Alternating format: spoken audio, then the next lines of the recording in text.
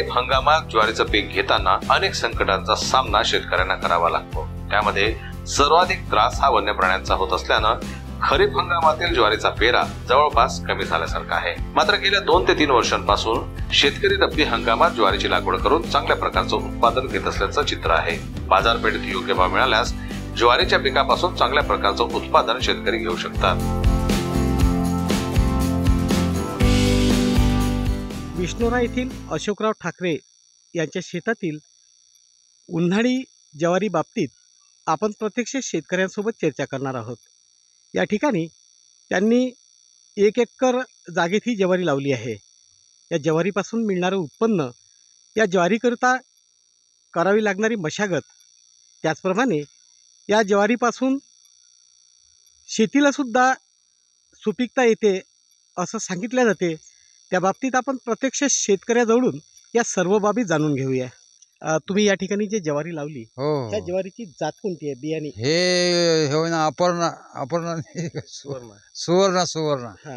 तर तुम्ही या ठिकाणी हे ज्वारी लावली, लावण्यापासून तर आतापर्यंत आलेला खर्च किती आहे आणि मशागत कशी केली या बाबतीत? मशागत आता विपास केली, वखरं मारले, पेरणी केली, खत टाकलं, 2 छेपा 3 छेपा, फवारणी केली। म्हणजे एकंदरीत किती खर्च आला? 20-22 रुपये खर्च आला एका एकराला। तर या ठिकाणी ज्वारीचं उत्पादन किती व्हायला पाहिजे, कशी अपेक्षा आहे? 25 क्विंटल व्हायला पाहिजे माझ्या हिशोबाने।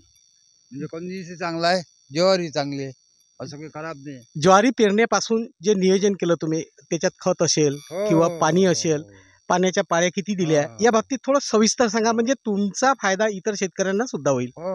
बोला ना, सांगा। आता जवळपास 6 पाणी लागतील, 6 पाणी 5 चालले, 1 लागते अजून।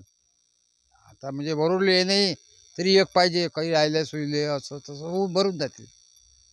एवढ्या जागेत ज्वारी किती क्विंटल व्हायला पाहिजे? आता 25 क्विंटल व्हायलाच पाहिजे बाबा माझ्या हिशोबानं। ज्वारी तर बरी आहे, 25 क्विंटल व्हायला पाहिजे। बाकी तर मागच्या वर्षी लोक याच्यापेक्षा माझ्यापेक्षा जास्त पिकली, 36 क्विंटल झाली मागच्या वर्षी। ते विठ्ठल होय, हे जात दुसरी आहे, पण हे त्याच्यापेक्षा पिकाला जास्त आहे। ज्वारी पाठोपाठ गुरांना चारा देखील मिळत असल्यानं ज्वारीची लागवड करणं परवडत असल्याचं शेतकरी सांगतात। या ज्वारीला जसं वन्य प्राण्यांचा त्रास, पक्ष्यांचा त्रास, आता हे रुई डुकरो तर हे तर त्रास राहणारच आहे। हे तर कोणतीही पेरा तर त्रास राहणार, तार नाही ताराला बाप जरी भरला तरी तसंच होणार आहे। नाही, असं सुद्धा आम्ही ऐकतोय। पाखरं नाही खातेले, त्याच बाबतीत सांगा। पाखरं एकदा आलं म्हणजे ते पुन्हा येतच नाही डबल। कारण त्याला ते नाकाले ते हे लागते ना, त्याला हे आहे शेंडे लागते नाकाले। हे पाय हे कधी हे आहे की दादा, हे रुतते नाकाले खाताना, मग डबल येतच येतो।